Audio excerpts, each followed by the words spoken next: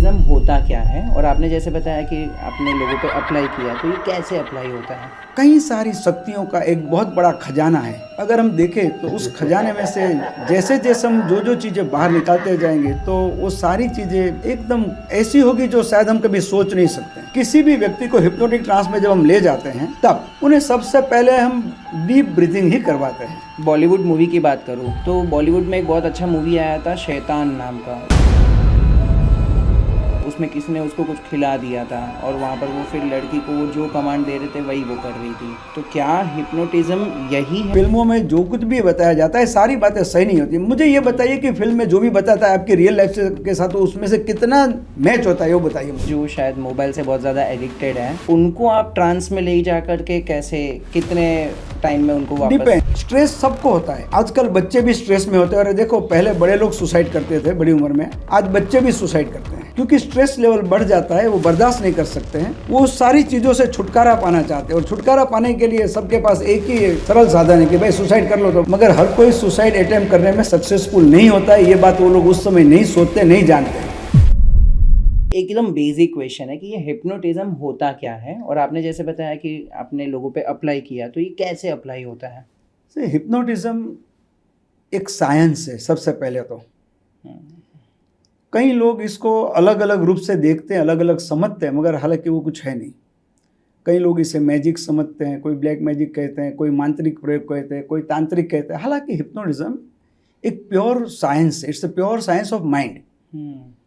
ये मन का विज्ञान है और मन के पास वो शक्ति है जो हम कभी सोच नहीं सकते और न कभी हम में से किसी ने जानने की कोशिश की है।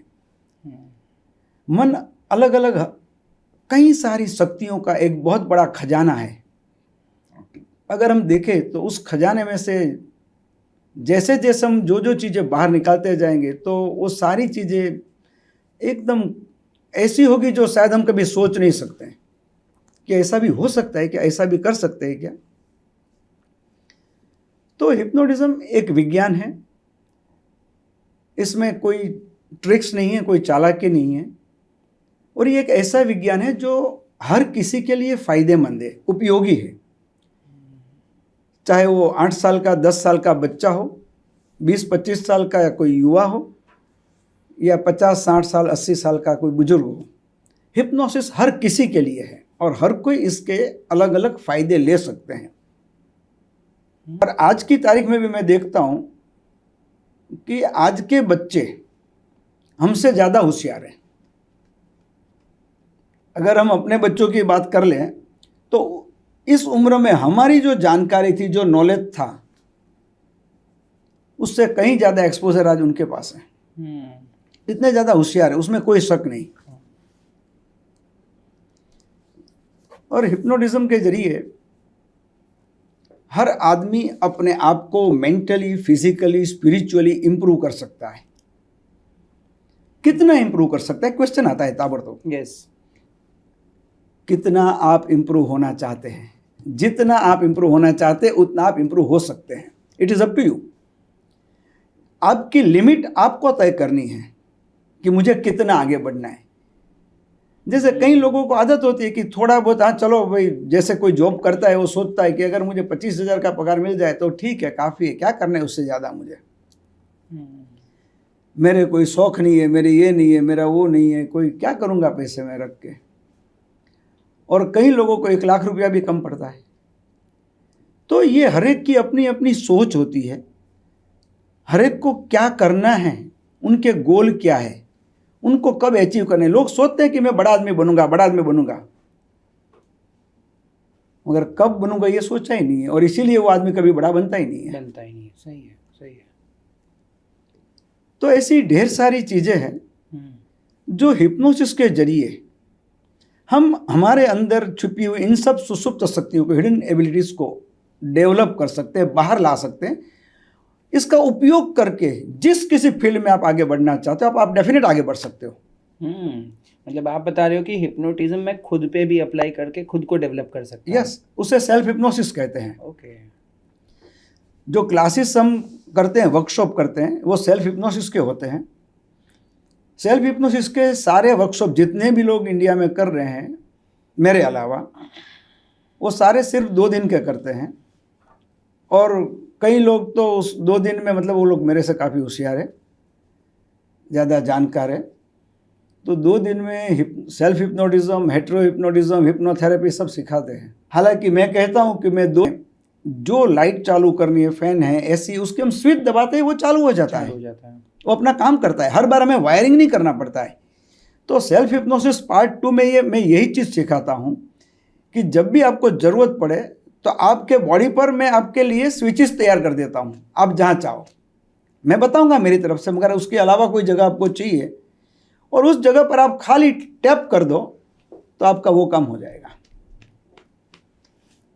तो ये एक बहुत बड़ा अचीवमेंट है।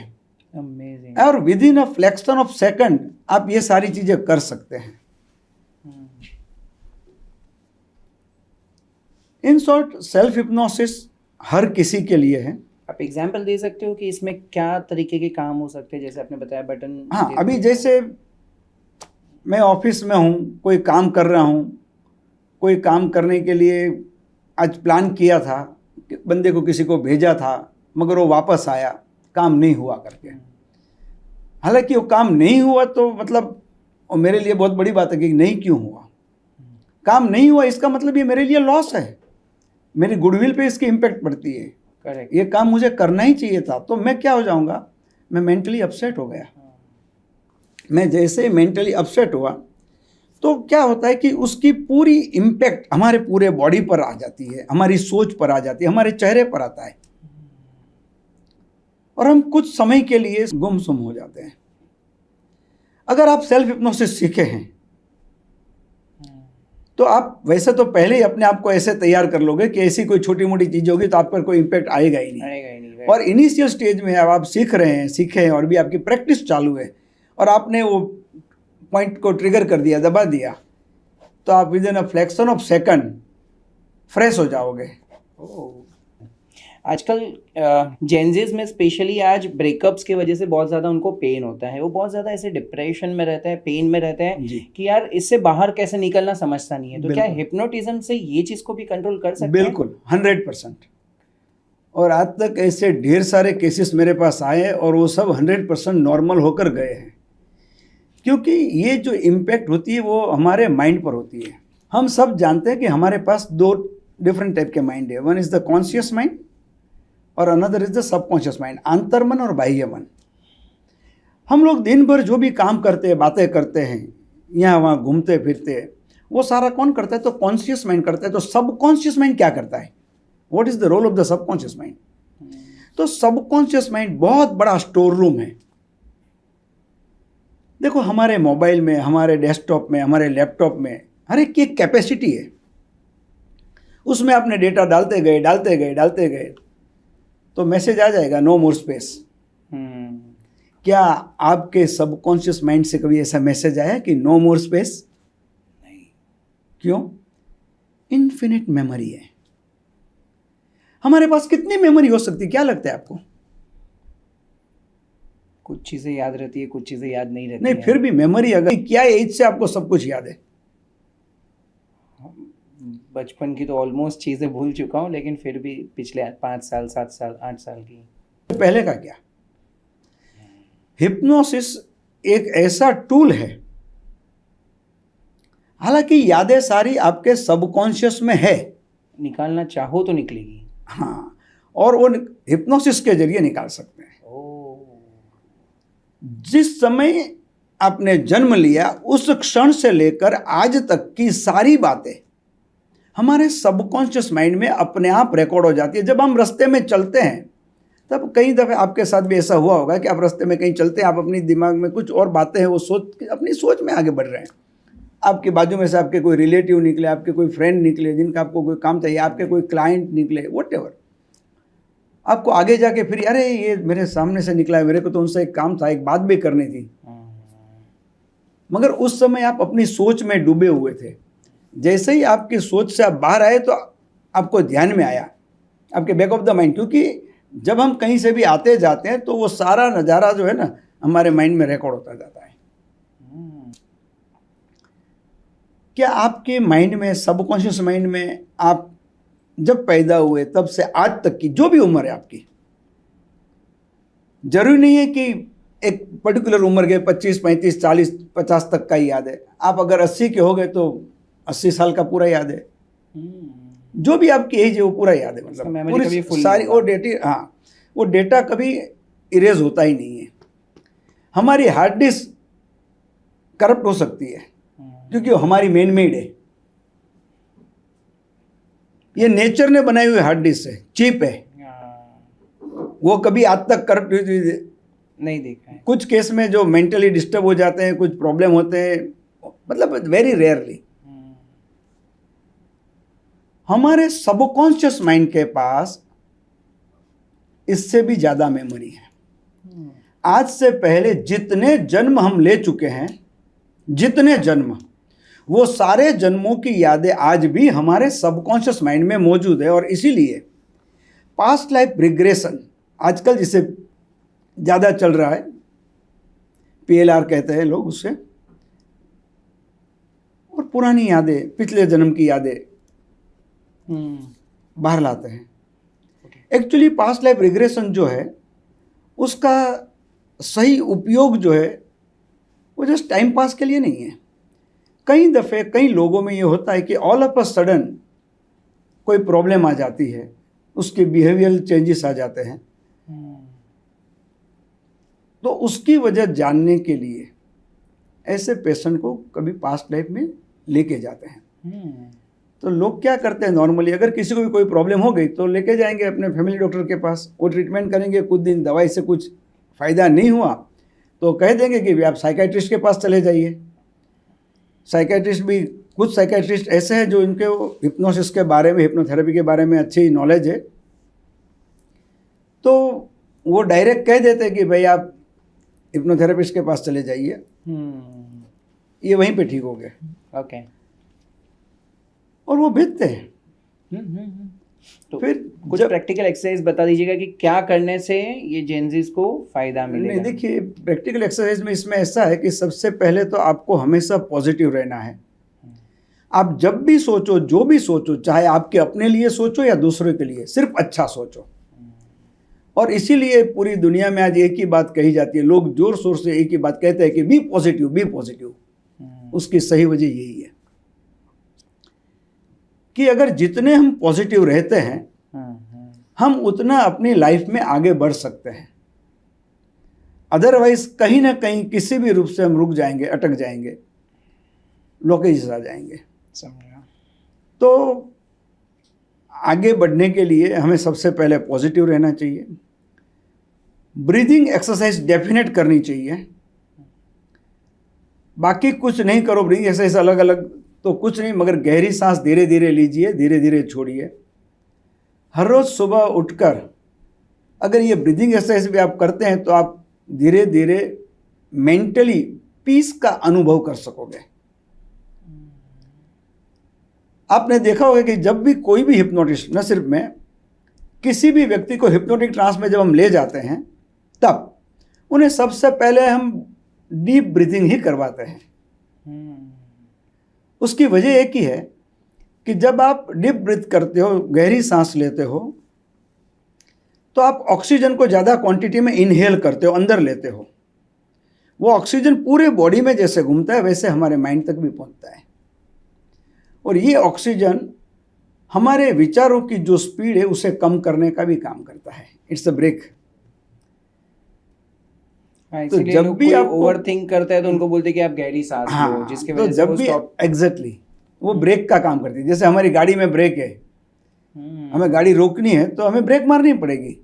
तो यहाँ विचार जो हमारे माइंड में चलते हैं वो क्या स्पीड से चलते हैं, कितने विचार आते हैं, किसी को पता नहीं है। तो ये विचारों की जो स्पीड है उसको अगर रोकना है तो उसकी ब्रेक कहाँ है? Deep breath. तो deep breathing is one of the break. Gen Zs में आजकल ब्रेकअप्स की वजह से बहुत ज़्यादा पेन होता है, डिप्रेशन में हो जाते हैं और इमोशनल लॉस का देखा गया है। ऐसे सिचुएशन में वो कैसे रिकवर करें और क्या हिप्नोटिक्स उसको हेल्प कर सकता है? जी बिल्कुल कर सकता है। देखिए अगर हल्का फुल्का पेन है तो हर आदमी अपने आप संभल जाता है। Time is the best solution for everybody. और इसीलिए क्या होता है कि कुछ लोगों को जब ऐसा ब्रेकअप हो जाता है तो 2-4 दिन, 6 दिन, 8 दिन वो थोड़े डिस्टर्ब रहते हैं, फिर अपने आप अपने लाइन पे आ जाते हैं, काम पे लग जाते हैं। कोई लोग 10-15 दिन रहते हैं, कोई लोग महीना 2 महीना रहते हैं, और कुछ लोग ऐसे होते हैं जो उसमें से जल्दी बाहर ही नहीं आते। जो ऐसे लोग होते हैं उनको हिप्नोथेरेपी की ट्रीटमेंट देनी पड़ती है। और बाकी के जो आगे वाले जो कैटेगरी के लोग थे, जिनके साथ ऐसा कोई भी हादसा हुआ है, ब्रेकअप हुआ है, तो अगर वो लोगों को भी लिए यही बात है कि उनको पॉजिटिव रहना है, डीप ब्रीदिंग करना है, और अपनी लाइफ के बारे में, अपने बारे में अच्छा सोचना है कि जो भी हुआ है अच्छा हुआ है। अगर यही चीज़ अगर आज से 10 साल के बाद होती थी तो मुझे और कितनी तकलीफ पड़ती थी। तो मतलब नेचर ने मुझे ज़्यादा तकलीफ लेने से बचा दिया है। तो डेफिनेटली ये मेरे लिए बहुत अच्छी बात है, और मुझे इस बात से खुश होना चाहिए कि नेचर ने मुझे एक चांस दिया, एक मौका दिया है। मुझे अपने आप को संभालना है और आगे बढ़ना है। लाइफ तो मेरी बहुत बड़ी है, कितनी बड़ी है किसी को पता नहीं है, मगर लाइफ तो अभी बहुत बाकी है मेरी। अमेजिंग। और प्रैक्टिकल होना चाहिए थोड़ा, कि यह हादसे आज आपके साथ हुआ, इनके साथ हुआ, मेरे तो ऐसा नहीं है। ये हादसे रोज होते हैं आजकल, ये इतना कॉमन प्रॉब्लम है कि पूछो नहीं। करेक्ट। ब्रेकअप पहले तो होता था तो लोग 50 बार सोचते थे ब्रेकअप करने से पहले, समाज क्या बोलेगा, हाँ, लोग क्या बोलेंगे, पेरेंट्स क्या बोलेंगे, मेरे फ्रेंड्स क्या बोलेंगे। आज कोई कुछ सोचता ही नहीं है। ट्रू। मैंने ऐसा भी केस देखे हैं कई दफ़े कि एंगेजमेंट हुई है और ब्रेकअप हो गए 2-4-6 दिन में, 8 दिन के अंदर। कईयों की शादी हुई है, शादी करके 8 दिन 15 दिन नहीं और ब्रेकअप हो गया, डिवोर्स फाइल कर दिया। ओके। तो ऐसे लोगों को भी हिप्नोटिक से हम, हाँ, ऐसे केसेस भी मेरे पास आते हैं। अभी मेरे पास कुछ पिछले 2-3 महीने में ऐसे 5-6 केसेस आ गए जिनकी शादी को 25 साल हो चुके थे, 27 साल हो चुके थे, अभी नहीं बन, करीब 30-32 साल होने को है, बच्चे की शादी तैयारी चल रही है, और यहाँ पेरेंट्स ब्रेकअप के लिए बात कर रहे हैं। ये जो कुछ भी होता है उसकी वजह क्या है कि हमारी अंडरस्टैंडिंग जब प्रॉपर नहीं होती है तब ये होता है। हम जब एक दूसरे को गलत समझ, आज तक नहीं हुआ, समझो 25 साल तक एक दूसरे का साथ अच्छे से निभाया, अच्छे से रह रहे थे, कोई प्रॉब्लम नहीं थी। आज अचानक ये प्रॉब्लम क्यों आ गई, उसकी वजह क्या है, इसके बारे में कोई कुछ सोचता ही नहीं है, और सब अपनी मनगढ़ंत कहानियां बना लेता है, कहीं भी लिंक कर लेते हैं, और डिस्टेंस दोनों के बीच बढ़ता जाता है, और इसीलिए तो सेपरेशन की बात आती है। तो यहाँ पर मैं ये जरूर कहूँगा और चाहूँगा कि हर कोई ये सोचने से पहले अपने आप में झांक के देखे। लोग सामने वाले की गलती ही देखते हैं, अपनी खुद की गलती नहीं देखते। मैं समझता हूँ कि मुझे पहले मेरी गलती देखनी चाहिए कि मैंने ऐसा क्या कर दिया कि मेरा हस्बैंड मेरे से नाराज़ हो गया, मेरी वाइफ मेरे से नाराज़ हो गई, मेरा बेटा या मेरी बेटी मेरे से नाराज़ हो गई, व्हाटएवर। ट्रू। अगर मैं ये सोचने लग जाऊँ तो मैं समझ सकता हूँ कि मैं राइट ट्रैक पर जा रहा हूँ। अगर मैं उनके ही दोष निकालता हूँ, इसने ये किया, उसने वो किया, तो इसका मतलब ये हुआ कि मेरी कोई गलती है ही नहीं भाई, मैं तो बिल्कुल साफ सुथरा हूँ, सारी गलती उनकी है, उनके सर पे डाल दिया मैंने, हो गया भाई साहब। हालांकि ये होता ही नहीं है कहीं भी। ताली एक हाथ से बजती नहीं है, 2 हाथ से बजती है। हाँ, ये हो सकता है कि उनकी गलती 60% है तो मेरी 40% हो सकती है, कम ज़्यादा हो सकता है, यस, मगर गलती नहीं है ऐसा तो कोई नहीं कह सकते। करेक्ट। मैं यही चीज़ समझना चाहता हूँ कि ये ट्रांस में लेके जाते हो तो ट्रांस क्या होता है, माइंड पावर क्या होता है, कैसे आप ट्रीटमेंट करते हैं? ट्रांस एक मन की अलग स्थिति है, और इसीलिए इसको इंग्लिश में ऑल्टर्ड स्टेट ऑफ माइंड कहते हैं। हम लोग रोज सोते हैं, मगर ये जो एक रूटीन हमारा सोना है, नींद लेना है, वो और ये हिप्नोटिक ट्रांस में बहुत अंतर है। ओके। जब आप देखो, एक सिंपल एग्जांपल दूंगा मैं आपको। हम सब रात को सो जाते हैं, रात को जब डोरबेल बजती है तो आप फोन उठाते हो कि दरवाजे के पास जाते हो? दरवाजे के पास जाते हैं। जब फोन की घंटी बजेगी तो आप फोन उठाओगे कि नहीं उठाओगे? yes. अब तो सबके मोबाइल आ गए, मगर पहले की भी अगर मैं बात करूं तो पहले हमारे पास फ़ोन के इंस्ट्रूमेंट रहते थे, डब्बे रहते हैं, जहाँ रिसीवर हमें रखना पड़ता था। ये सैकड़ों दफ़े देखा गया है कि जब आप नींद में हैं, गहरी नींद में, आधी रात को भी किसी का फ़ोन आया, आपने उठाया, बात की, और रिसीवर जब रखा तो परफेक्ट रखा है, और दिन में जागते हुए भी वो रिसीवर कहीं दफ़े टेढ़ा मेढ़ा रखा है, क्योंकि सबकॉन्शियस जो काम करता है वो हमेशा परफेक्ट करता है। अलार्म में बहुत बार होता है, मॉर्निंग में अलार्म बजा, नींद में हूँ, मुझे पता भी नहीं, लेकिन अलार्म साइलेंट कर दिया और उठने के बाद पता चला अच्छा मैंने ही किया है, पता ही नहीं मुझे। फर्क है कि हिप्नोटिक ट्रांस में जब आप होते हो तब क्या होता है कि आपका माइंड जो ज़्यादा एक्टिव हो जाता है, ज़्यादा अलर्ट हो जाता है। आम तौर पे अगर 10-20 फुट दूर पर एक गुलाब के फूल का बंच रखा गया है तो उसकी खुशबू नहीं ले सकते, मगर आप हिप्नोटिक ट्रांस में तो वो खुशबू को ले सकते हैं। आम तौर पे यहाँ पर कोई मर्मरिंग कर रहा है, ये दो लोग कोई भी यहाँ आपस में कुछ बातचीत कर रहे हैं तो आपको कुछ सुनाई नहीं देगा। आपको लगता है कि हाँ देख रहे हो कोई बातचीत कर रहे हैं, मगर you can not hear it. Hypnotic trance में अगर आप ट्राई करेंगे तो आप उसको सुन सकोगे, क्योंकि हिप्नोटिक ट्रांस के दौरान आपकी 5 सेंसेस एक्टिव हो जाती है। तो नेचुरली जब 5 सेंसेस एक्टिव हो गई तो आप हर तरह से एक्टिव हो गए, आप हर काम के लिए बेटर हो गए। और फिर उनसे जो चाहे आप करवा सकते हो, क्योंकि जब भी हम हिप्नोटिक्स की बात नहीं, करते हैं, जो चाहे करवा सकते, ये बात गलत है। हिप्नोटिक ट्रांस में जब आप होते हैं तब ऐसा नहीं है कि आपको कुछ पता नहीं है, आप अपनी सारी सूझबूझ, अपनी सारी समझ को खो बैठे हैं। बल्कि जैसे अब मैंने कहा कि हिप्नोटिक ट्रांस के दौरान आप ज़्यादा एक्टिव और अलर्ट हो जाते हो, ये वर्ड अभी मैंने कहा आपसे। अगर हिप्नोटिक ट्रांस में ले जाकर कोई भी आदमी किसी को भी कोई भी गलत काम करने को कह देगा तो बंदा नहीं करेगा, क्योंकि उसका सबकॉन्शियस उसे रोकेगा। अगर मैं आपको हिप्नोटिक ट्रांस में ले जाऊं और एक लोडेड गन दे दूं आपको और मैं कह दूं फलाने फलाने आदमी के पास जाना है, जितनी गोली मार सको उतनी गोली मार दो उसको और वापस आ जाओ, क्या होगा? मैक्सिमम क्या होगा? आप आंखें खोलोगे, जागोगे, गन को देखोगे, शायद उस गन को एक दफ़े उठा भी लोगे, मगर आपका सबकॉन्शियस आपको बाइट करेगा, नहीं खून करना गुनाह है, ये पाप है। आप गन रख दोगे और कहोगे sorry sir, I can't do this.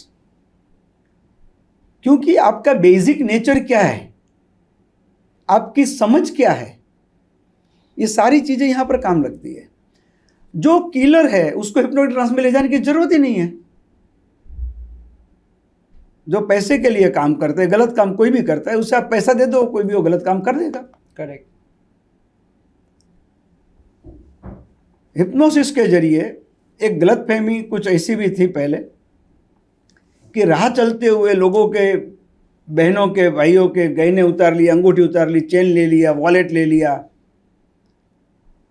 और न्यूज़पेपर में आता था कि फलाने फलाने भाई यहाँ से निकल रहे थे, किसी ने हिप्नोटाइज कर लिया और हिप्नोटाइज करके उनके सारे गहने ले लिए। अब ये बात उनको कब पता चली? तब हमेशा एक बात सामने आई थी कि जब 5-7 मिनट हो गई तो उनके माथे पे थोड़ा पसीना हुआ और उन्होंने देखा आसपास, अरे मैं यहाँ कहाँ गया, मुझे तो वहाँ जाना था। फिर वो देखने जाते, अरे कितना बज गया भाई, अरे मेरी घड़ी नहीं है, घड़ी नहीं है तो अंगूठी नहीं है, चेन नहीं है, वॉलेट नहीं है। फिर सब सारी चीज़ों पे बारी बारी उनका ध्यान जाता है, इट बिकम्स अलर्ट, और उनको पता चलता है कि गया सब, सारा गंवा चुका हूँ मैं। अब उनको पता नहीं है, मगर आगे से ये लोगों से सुनते आए हैं तो उनको लगता है कि जितने भी गलत काम होते हैं वो हिप्नोसिस से होते हैं, या चोरी चकारी ऐसा जो भी होता है। तो कई दफ़े वो लोग कह देते हैं कि भाई मुझे पता नहीं, मगर मुझे लगता है किसी ने मुझे हिप्नोटाइज कर लिया और मेरा सारा सामान ले लिया। ये होता क्या है एग्जैक्टली? क्योंकि मैं जब भी हम भी हिप्नोटिज्म के बारे में थोड़ा सर्च कर रहे थे, तो अगर मैं बॉलीवुड मूवी की बात करूँ तो बॉलीवुड में एक बहुत अच्छा मूवी आया था शैतान नाम का। उसमें किसी ने उसको कुछ खिला दिया था और वहाँ पर वो फिर लड़की को वो जो कमांड दे रहे थे वही वो कर रही थी। तो क्या हिप्नोटिज्म यही है? बिल्कुल या नहीं कुछ है, और? बिल्कुल नहीं है। ओके। एक दूसरी बात मैं आपको बता दूं कि फिल्मों में जो भी हिप्नोटिज्म बताया जाता है वो सारा सच नहीं होता है, क्योंकि जो फिल्म बनती है वो फिल्म राइटर के माइंड में जो बातें आती है वो एज अ स्टोरी वो एक लिख देता है, क्योंकि उनको लोगों को कुछ अच्छा मसाला देना है ताकि उनकी मूवी चले, उनको उसमें से अर्निंग करनी है। हर बात गलत भी नहीं होती है और हर बात सही भी नहीं होती है। कुछ पिक्चर ऐसे आए हैं कि जिसमें हिप्नोटिज्म को थोड़ा बहुत भी अच्छे से बताया था। अमीर गरीब एक पिक्चर आया था जिसमें विनोद खन्ना हेमा मालिनी को हिप्नोटाइज करता है और वो एक खून का राज जानता है अगले जन्म का, उसके पिछले जन्म का। तो वो अच्छे से बताया था, वो सही था। एक कुदरत पिक्चर आया था जिसमें राजकुमार जी थे शायद, और सॉरी मैं पिक्चर बहुत कम देखता हूँ तो स्टारकास्ट से, तो उसमें जो मीडियम है उसको हिप्नोटिक ट्रांस में ले जाके जो कुछ भी हादसा हुआ था वो उसे सारा बताया, और उसने बताया कि वो बॉडी को उसने यहाँ पे छुपाया था, और पुलिस ने उस दीवार तोड़ के तो वहाँ से वो बॉडी का निकला, हाँ पार्ट निकला, और रुमाल उसका एक हैंकी निकला जिसमें उसका नाम लिखा हुआ था जिसने मर्डर करवाया था। तो ऐसे कुछ चीज़ें होती है कि जहाँ सही होता है। बाकी मेजोरिटी ऑफ द टाइम मैंने देखा है कि फिल्मों में जो कुछ भी बताया जाता है सारी बातें सही नहीं होती। मुझे ये बताइए कि फिल्म में जो भी बताता है आपकी रियल लाइफ के साथ, तो उसमें से कितना मैच होता है वो बताइए मुझे। कभी नहीं देखा है। हिप्नोसिस को छोड़ देते हैं, बाकी बातें बताइए मुझे। बताइए, आपने शादी तो की है ना? हाँ हाँ। शादी से पहले भी घूमने फिरने गए होगे, बाद में भी गए होगे। आपने कभी गाना गाया? नहीं। क्यों? बॉलीवुड में तो दिखा है। आपको तो गाना चाहिए। अब दोनों का मतलब करेक्ट, हर लाइन पे, हर 2 लाइन में ड्रेस चेंज होना चाहिए। Correct. Bollywood See, so we have to be practical in everything. वो उनका काम है, अच्छे से बताते हैं, अच्छा प्रेजेंटेशन है, ठीक है, it is good, because that is the part of entertainment, that is not the part of the life. तो ये कहीं ना कहीं मिसकंसेप्शन है लोगों के मन में कि ये हिप्नोटिज्म है। ऐसी बहुत सी गलतफहमियां हैं। कई लोग ये भी समझते हैं कि हिप्नोटिज्म की आंखों में आंखें डाल के अगर आपने देख लिया तो आप गए काम से, आप हिप्नोटाइज हो गए। आंखों के माध्यम से हिप्नोटिज्म हो सकता है, ये बात बिल्कुल सही है, नो डाउट अबाउट इट, मगर चंद सेकंड आंखों में देखने से आप हिप्नोटिक ट्रांस में चले जाएंगे, ये बात बिल्कुल गलत है। Without your knowledge, without your concern, no one can hypnotize you. होता कैसे है हिप्नोटाइज? अगर आपको किसी को हिप्नोटाइज करना हो, मैं जस्ट पूछ इसके लिए रहा हूँ क्योंकि जो लोगों को मन में कन्फ्यूजन है कि नहीं यार आंखों में देखने से हिप्नोटाइज हो जाते हैं, कुछ खाने से हो जाते हैं, वो कैसे ये चीज़ों से बच सके, पहली बात, जिसको उनको राइट ट्रैक पता चले कि हाँ यार ऐसा हुआ तो ही मेरे साथ होगा। देखिए, ये हम लोग ने पहले भी बात की कि हिप्नोटिज्म और ये एक ट्रांस लेवल है। हिप्नोटिक ट्रांस में कैसे लिया जाता है, तो ये ट्रांस में जब किसी को भी हम लेते हैं तो क्या करते हैं, तो उसे नींद जैसी एक स्थिति में ले जाते हैं, और इसीलिए उसे ऑल्टर्ड स्टेट ऑफ माइंड कहते हैं। हिप्नोसिस किस चीज़ से होता है वो कोई नहीं कहता है, मैं हर जगह खुल के कहता हूँ कि ये सारा जो हिप्नोटिज्म है, हिप्नोथेरेपी है, उसका बेस क्या है, तो उसका बेस सिर्फ और सिर्फ सजेशंस हैं, सूचनाएं हैं। और सूचनाएं इंसान पर, कोई भी इंसान पर काम करती है तो क्यों करती है, इसकी कोई वजह बता सकते हैं आप? उसने समझ लिया कि ये मुझे करना ही है। कोई भी इंसान आपको कुछ सूचना देता है, चाहे हिप्नोटिस्ट हो या कोई और हो, तो आप उस सूचना को, सजेशन को फॉलो करते हो, क्यों करते हो? मुझे लगता है कि ये मेरे लिए अच्छा है। हाँ, ये क्यों लगता है? क्योंकि जब आप बड़े हो गए, सब कुछ देखने समझने लगे, तब से नहीं। जब हम गर्भस्थ स्थिति में थे, माँ के पेट में थे,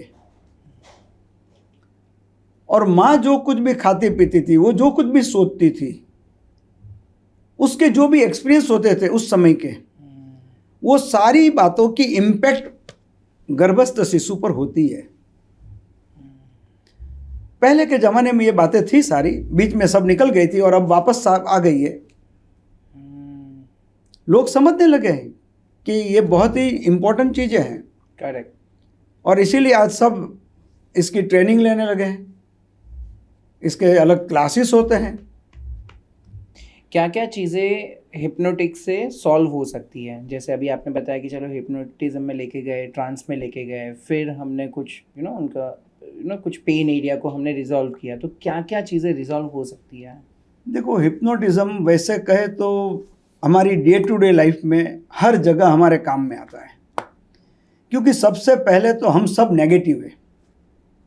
कोई भी बात हम सोचते हैं तो 10 नेगेटिव बात, गलत बातें हमारे माइंड में पहले आती है, एक सही बात नहीं आएगी। अगर मैं आपसे ये कहूँगा कि भाई आपकी वाइफ रोज़ 6 बजे घर पे आ जाती है अपनी ऑफिस से काम करके, आज 8 बज गए अभी तक नहीं आई, तो आपके माइंड में क्या आएगा बताइए मुझे? नेगेटिव थॉट्स चालू हो जाएंगे। एक पॉजिटिव थॉट नहीं आएगा कि नहीं ऑफिस में कुछ काम ज़्यादा रहा होगा, कुछ because she is a responsible person तो कर रही होगी, या किसी को रास्ते में कुछ हुआ होगा, किसी को हेल्प करने गई होगी, किसी को कुछ ट्रेन कर रही होगी, स्टाफ में कोई नए कलीग्स के साथ बैठे होंगे। नहीं, कोई पॉजिटिव बात नहीं आएगी, 10 नेगेटिव बात आएगी, क्योंकि हम सब नेगेटिविटी से भरे पड़े हैं और ये नेगेटिविटी हमें पहले से मिली है। तो सबसे पहले हमें पॉजिटिव होना है। अगर लाइफ में आगे बढ़ना है, कुछ भी करना है, तो हमें सबसे पहले पॉजिटिव बनना है। तो अगर किसी के अंदर ऐसे नेगेटिव थॉट्स भरे हुए हैं, क्या हम उनको ट्रांस में लेके जा करके ये सारे बिल्कुल निकाल सकते हैं, बिल्कुल निकाल सकते हैं। दूसरी आगे बात करें तो कोई भी प्रॉब्लम, साइंस ये कहता है, आज का मॉडर्न साइंस ये कहता है कि कोई भी इंसान 60% या उससे ज़्यादा मानसिक रूप से बीमार होता है। इसका मतलब ये होगा कि आप अगर मेंटली फिट है तो फिजिकल फिटनेस कहीं नहीं गई। अगर आप मेंटली फिट नहीं है तो फिजिकल फिटनेस धीरे धीरे आपकी डाउन होती जाएगी। आपने देखा होगा कि कई लोग ऐसे होते हैं कि 2 डिग्री 3 डिग्री टेम्परेचर में भी अपना रूटीन काम करते रहते हैं, और कुछ लोग ऐसे भी होते हैं जो सिर्फ 100 डिग्री टेम्परेचर हो गया तो 8 दिन सोए रहे, मेरे को तो बुखार है भाई, मैं कुछ नहीं कर सकता, मैं उठ नहीं सकता, तो घर के सारे लोगों को धंधे पे लगा देते हैं। ये क्यों होता है? वो जानबूझ के नहीं, मगर उनकी मेंटालिटी, उनकी मेंटल स्ट्रेंथ इतनी पुअर है, वो अपने आप को इतना कमज़ोर समझते हैं कि वो 100 डिग्री टेम्परेचर भी बहुत हो गया, नहीं होना चाहिए था। तो ये सब जो है ना हमारी सोच के ऊपर है। हमारे जितने भी पूर्वज हो गए और जितने भी मुहावरे दे के गए हमें, वो सारे मुहावरे 100% ट्रुथफुल है।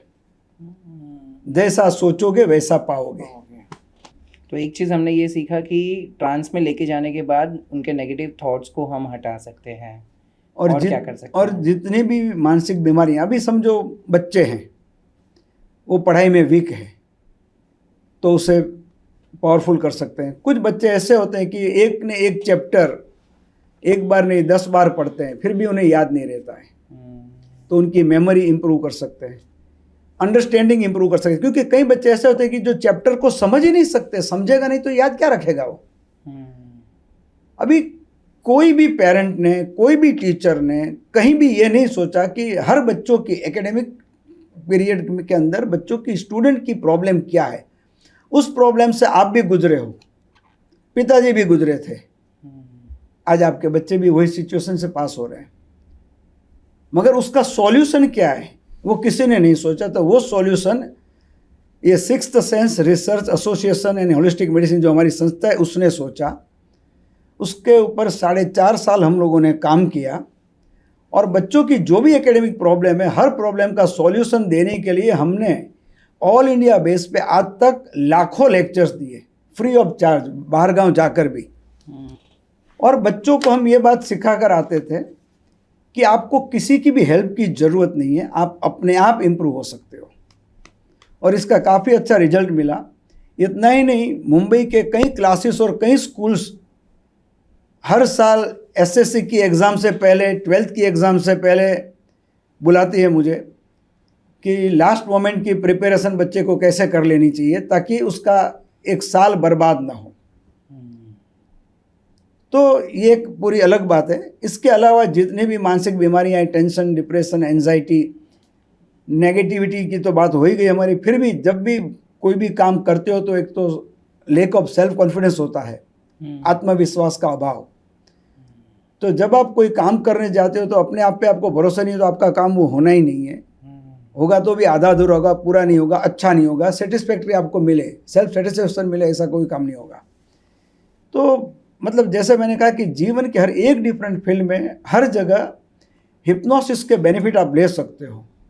आपको कहाँ बेनिफिट लेना है, कितना लेना है, कब लेना है, वो हर इंसान को तय करना होता है। करेक्ट। अमेजिंग।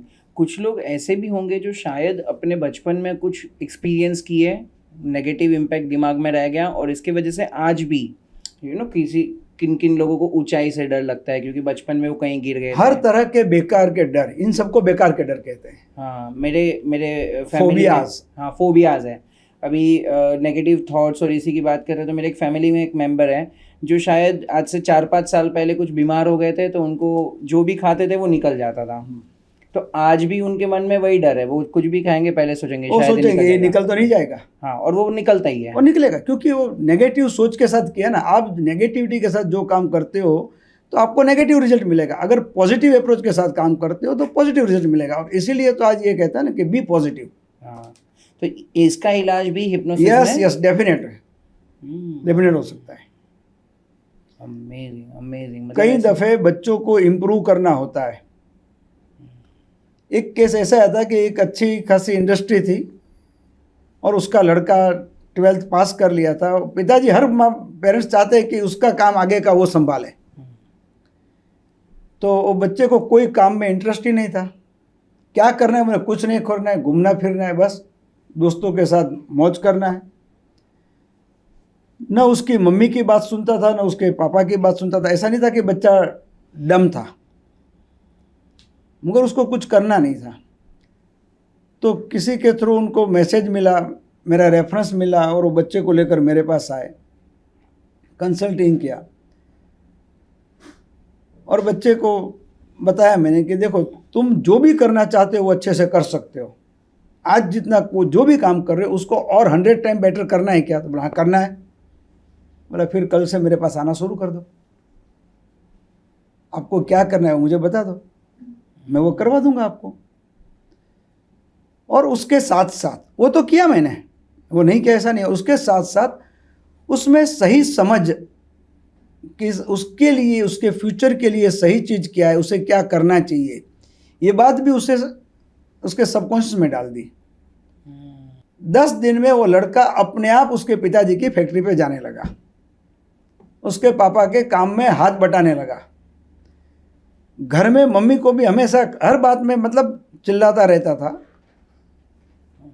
तो वो भी बंद हो गया धीरे धीरे। रिस्पेक्ट देने लगा सबको, घर में भी कुछ छोटा बड़ा काम है तो करने लगा। और महीने भर में तो वो पूरी फैक्ट्री हैंडल करने लगा। अमेजिंग। तो ऐसे ढेर सारे केसेस है।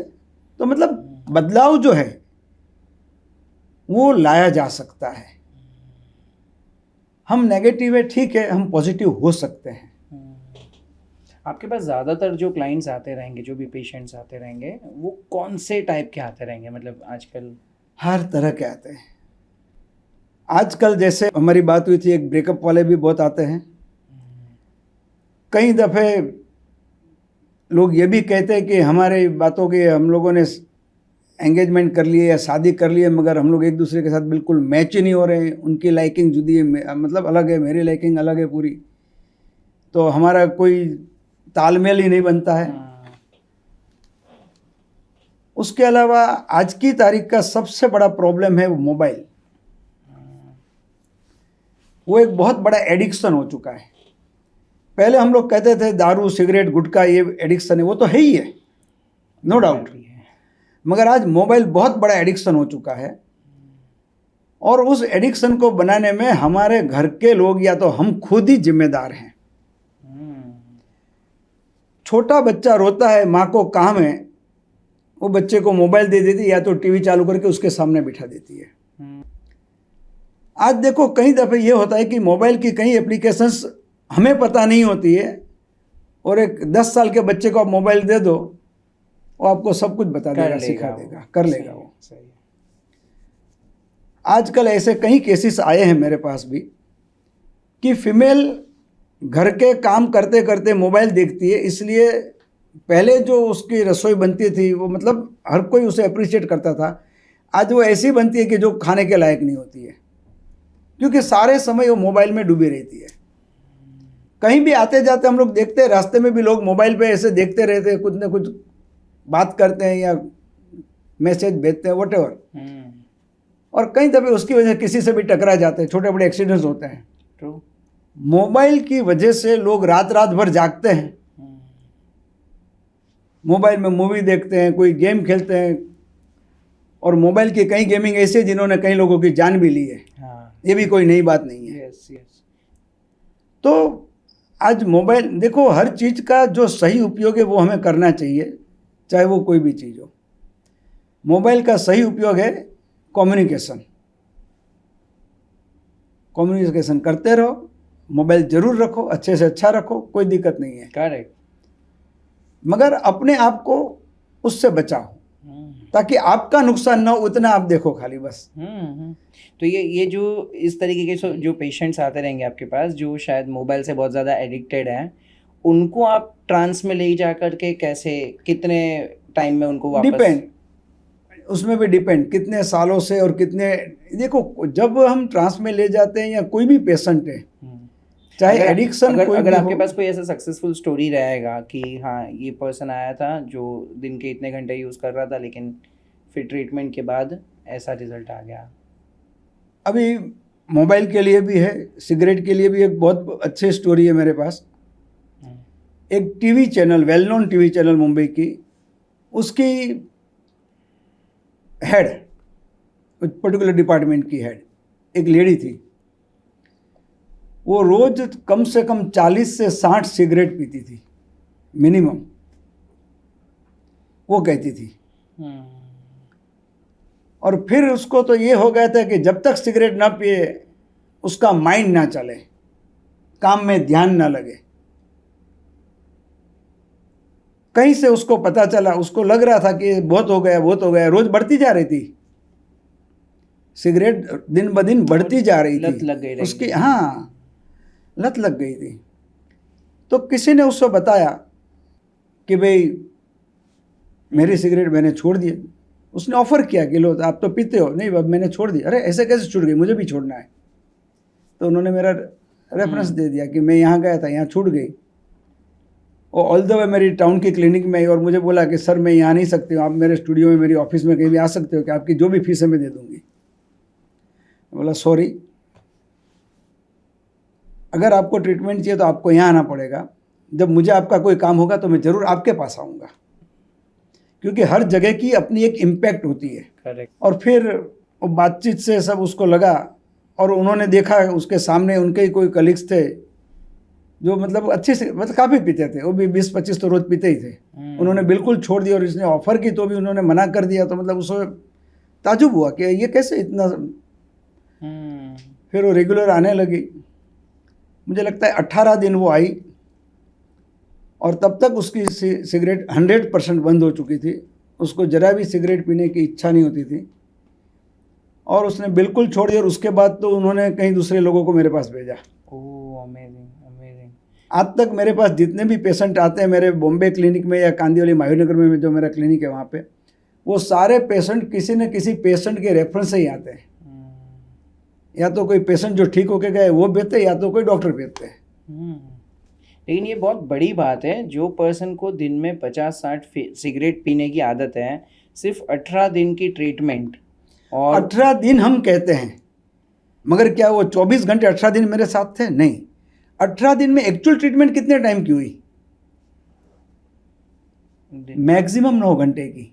मेरे एक सेशन हमारा 15 से 20 मिनट का होता है। हम पेशेंट को कहते हैं कि आप आधा घंटा गिन के चलो, क्योंकि जब हमें आपकी ट्रीटमेंट करनी है, जब हम आपको हिप्नोटिक ट्रांस में ले जाते हैं, तब हम घड़ी की सुइयां देख के काम नहीं करते हैं। जब तक आपका सबकॉन्शियस माइंड रिसीविंग मोड में है, वो ले रहा है, तब तक हम देंगे उसे, फिर बंद करेंगे।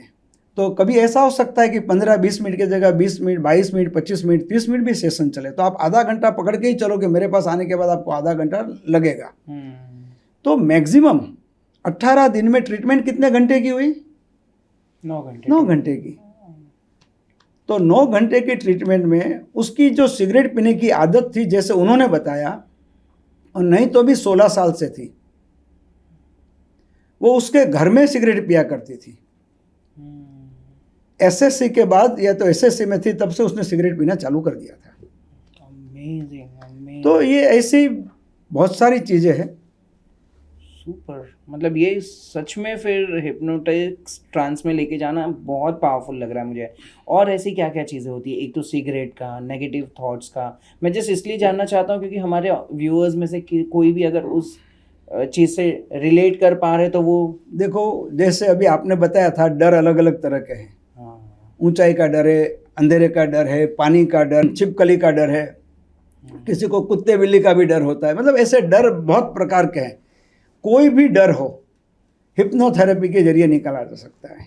इसके अलावा अगर आप कुछ करना चाहते हो और कर नहीं सकते हो, कई लोग ऐसे होते हैं मेहनत काफ़ी करते हैं मगर लास्ट तक नहीं पहुंचते, थक जाते हैं जल्दी। उन्होंने सोच लिया कि मुझे ये काम करना है, वो काम 75% तक तो कर दिया, अभी 25% बाकी था और उन्होंने छोड़ दिया, नहीं यार नहीं होगा, बहुत टाइम निकल गया। तो उन लोगों का जो अपने आप पर का भरोसा होना चाहिए कि अगर मैं 75% तक जा सकता हूं तो आगे तो सिर्फ 25% बचे है, तो इतना टाइम अब मुझे नहीं लगना है, क्योंकि अब तो मुझे इतना 75% जो मैंने काम किया उतना एक्सपीरियंस भी मुझे मिल चुका है। Correct correct. तो अब तो मैं कम से कम समय में मेरी मंजिल तक पहुंच जाऊंगा। कोई भी स्पोर्ट्स हो, अगर स्पोर्ट्स में आप इंप्रूव होना चाहते हैं तो हिप्नोसिस आपके लिए है। चाहे बॉलिंग हो, बैटिंग हो, फोकस, कबड्डी हो, हाँ कोई भी गेम हो, कोई भी इंडोर गेम हो, आउटडोर गेम हो, कोई भी स्ट्रेस हो, कोई भी डिफरेंट टाइप का स्ट्रेस अगर है आप में तो स्ट्रेस निकाला जा सकता है।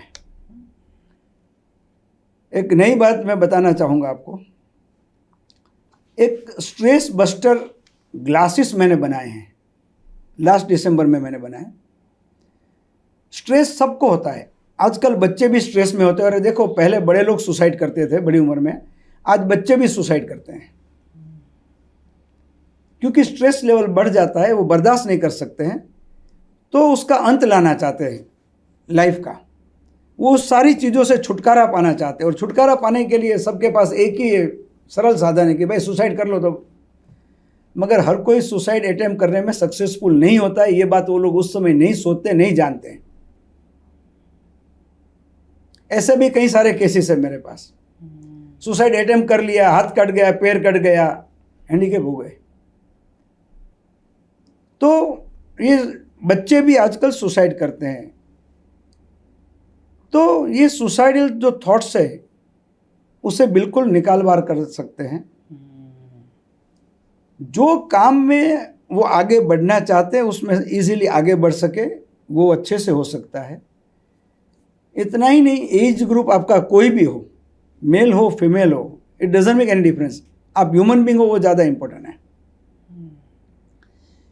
तो आपके माइंड को उस तरह से ट्रेन किया जाता है फिर कि लाइफ में कितनी ही बड़ी प्रॉब्लम आपके सामने आ जाए तो आप पीछे नहीं हटोगे, प्रॉब्लम को किक आउट करके आप आगे बढ़ोगे। ये सारी चीजें हम सबके अंदर है। मैं मेरे पास से कुछ नहीं देता हूं। कई लोग ये कहते हैं, दावा करते हैं मैं शक्तिपात करता हूं, अपने आप को थोड़ा हायर सोल दिखाने के लिए। एक्चुअल शक्तिपात अलग है, करने वाले और लोग हैं, वो करते भी हैं, नहीं ऐसा नहीं है। मगर हिप्नोसिस में कोई करता है ऐसा मैं नहीं जानता हूँ। अमेजिंग सर, अगर इतने सारे बेनिफिट्स हैं हिप्नोसिस के, तो हमें इतने ज़्यादा मेडिकल फील्ड के या इतने ज़्यादा हिप्नोसिस्ट क्यों नहीं दिख रहे हैं? नहीं, अभी मैं बताऊं आपको कि जब मैं इस फील्ड में आया तब हम उंगली पे गिन सकते थे, 1 2 3 4 हिप्नोटिस्ट थे। आज हर जगह सैकड़ों हिप्नोटिस्ट है। सबकी प्रैक्टिस चलती है नहीं चलती वो बात अलग है, मगर है बहुत सारे। आजकल ऑल्टरनेटिव थेरेपी में लोगों का डाइवर्जन बढ़ गया है, क्योंकि कई लोग ये जान चुके हैं, समझ चुके हैं कि जो एलोपैथिक मेडिसिन ये हम लेते हैं, मेजॉरिटी ऑफ द मेडिसिन की कुछ ना कुछ साइड इफेक्ट होती ही होती है। मैं एलोपैथी के अगेंस्ट नहीं हूँ, मगर मैं ये जरूर कहता हूँ और चाहता हूँ कि हर इंसान को उतनी ही दवाई लेनी चाहिए जितनी जरूरी है। क्योंकि ये दवाइयाँ क्या करती है, आपके रोग को निकाल कर बाहर नहीं करती, उसे दबाने का काम करती है, सप्रेस करती है। होम्योपैथ और आयुर्वेद आपके शरीर में से रोग और यूनानी जड़ से निकाल बाहर करती है। So there is lot of difference. तो इमरजेंसी है, कुछ भी है, आप एलोपैथिक मेडिसिन लो, मगर इतनी नहीं लो कि उस मेडिसिन की साइड इफेक्ट आपके माइंड पे, आपके बॉडी पे, आपके ऑर्गन्स पे पड़ने लग जाए। लोग जानते हैं कि कोई भी मेडिसिन ज़्यादा ली तो किडनी पे इफेक्ट होती है, लीवर पे इफेक्ट होती है, जानते हैं, मगर लेते हैं। सब जानते हैं कि सिगरेट पीना गलत है, हानिकारक है। सिगरेट के हर बॉक्स पर अभी तो काफ़ी बड़ा बड़ा पिक्चर छपा रहता है, लिखा भी रहता है, इंजurious टू द हेल्थ, मगर लोग पीते हैं। दारू का भी वही हाल है। मतलब कई लोग ये हैं कि नहीं, कुछ नहीं होता है, कुछ नहीं होगा, हमें क्या होगा। मैं उन लोगों को कहता हूं कि भाई आप टाटा हॉस्पिटल में चले जाइए और लोगों को देख कर आइए, कितने पेशेंट है वहां पे, लाइन लगी है। आज आप जाओगे तो 2 महीने के बाद शायद नंबर लगेगा, उतनी खराब हालत है, उतने पेशेंट है। तो कुछ बातों को हमें समझना चाहिए। तो हमें सही समझ आने के लिए भी हिप्नोथेरेपी काम में आ सकती है, कि हम सारी बातों को सही समझ सकें। सर, लोग फिर भी हिप्नोटिक्स में इतना ज़्यादा बिलीव नहीं करते हैं जितना ज़्यादा वो लोग एलोपैथी या डॉक्टर्स पे करते हैं। ऐसा क्यों? क्योंकि लोगों के पास आज समय नहीं है, टाइम नहीं है, और लोगों के माइंड में एक बात ऐसी बैठ गई है कि एलोपैथी ही फास्ट रिजल्ट दे सकता है। हालांकि मेरी समझ से आयुर्वेद और होम्योपैथ और यूनानी भी उतना ही फास्ट और अच्छा रिजल्ट दे सकती है, देती है। मैंने देखा है, ऐसे ढेर सारे केसेस देखे हैं। मगर लोगों ने एक अपने मन में बात रजिस्टर कर ली है, फिर वो लोग ये नहीं चाहते, ये जानना समझना नहीं चाहते, वो कोशिश नहीं करते हैं कि क्या हमारे माइंड में जो बात है वो 100% सही है, क्या उसके अलावा और कोई ऑल्टरनेटिव है या नहीं है। और उसी वजह से लोग गोलियां के पीछे पड़े। और देखो, गोली जो कोई भी आदमी लेता है कोई भी प्रॉब्लम के लिए, आज जो डोज है, अगर आप स्लीपिंग पिल्स लेते हैं, अगर आप डायबिटिक है तो डायबिटिक ले लेते हैं दवाइयाँ, तो धीरे धीरे आपका डोज बढ़ता जाएगा। डोज क्यों बढ़ता है, ये हमने कभी नहीं सोचा। क्योंकि जो दवाइयाँ हम लेते हैं, हमारी बॉडी को, फिजिकल इंटरनल सिस्टम को वो लेने की आदत हो चुकी है, वो क्वांटिटी अब उसको गवारा नहीं करती, असर नहीं करती, और इसीलिए डोज बढ़ाया जाता है। कई दफ़े टैबलेट कंपोजिशन चेंज हो, टैबलेट चेंज होती है तो उसके कंपोजिशन चेंज होते हैं, केमिकल के, वो करने पड़ते हैं। तो हम बस गोलियां बदलते रहते हैं, लेते रहते हैं। अगर हम ये बाकी के 3 पैथियों में से जो भी हमें अच्छी लगे, मैं ये नहीं कहता हूँ आप इस पे जाओ उस पे जाओ, जो आपको अच्छी लगे उस पे जाओ, तो शायद आप अपने सारी प्रॉब्लमों से परमानेंट छुटकारा पा सकते हो। हमने पॉजिटिव्स तो बहुत देख लिए कि हिप्नोसिस से क्या क्या चीज़ें हो सकती है, लेकिन क्या कभी हिप्नोसिस के साइड इफेक्ट भी देखे गए? मतलब आपने कभी एक्सपीरियंस किया है ऐसा? बिल्कुल नहीं। यही हिप्नोटिज्म का, हिप्नोथेरेपी का प्लस पॉइंट है कि इसकी कोई साइड इफेक्ट नहीं है, कोई आफ्टर इफेक्ट नहीं है। हिप्नोथेरेपी से या हिप्नोसिस से जो अगर होता है तो सिर्फ और सिर्फ फायदा होता है। ये शायद वही बॉलीवुड में दिखाया हुआ है, इसके लिए लोगों को लग रहा है कि नहीं यार, हिप्नोसिस मतलब आपको कंट्रोल कर लेंगे, आपके माइंड को वो कंट्रोल करेंगे। बॉलीवुड में, मैंने अभी जैसे हमारी पहले बात हुई थी कि बॉलीवुड में वो मसाला दिया जाता है जो लोगों को अच्छा लगे सुनने में, देखने में, वो हकीकत नहीं होती है। मैं तो कहता हूं, और उस फिल्म के किरदार में आप हो, ये सोच लो कितनी बातें आपके उनके साथ सेट हो पाती है, आप उसमें का कितना कर सकते हो। Correct, practically not possible. तो ये सब जो ब्लैक मैजिक वगैरह होता है वो सब अलग है, वो हिप्नोसिस नहीं है। बिल्कुल नहीं। Hypnotism is a pure science of mind, और इसके जरिए हर तरह के मानसिक, मनोशारीरिक और कुछ सेक्सुअल बीमारियों का इलाज होता है। और वही जो मैं मेरे दोनों क्लिनिक में करता हूँ कई सालों से। आज बहुत सारी चीजें सीखने मिली, हिप्नोसिस, वशीकरण, ये सारी चीजों के बारे में पहले, आज के पॉडकास्ट के पहले हमने बहुत गलत चीजें सोच के रखी थी, क्योंकि ऑब्वियसली बॉलीवुड में ऐसी सारी चीजें दिखाई हुई है। लेकिन ये देखने के बाद, सुनने के बाद, आई एम वेरी श्योर हर किसी का पर्सपेक्टिव कंप्लीटली चेंज हो गया रहेगा। होना ही चाहिए। All thanks to B Kumar sir, thank you so much for coming. आपने बहुत सारे इंसाइट्स दिए और हमें बहुत अच्छा लगा।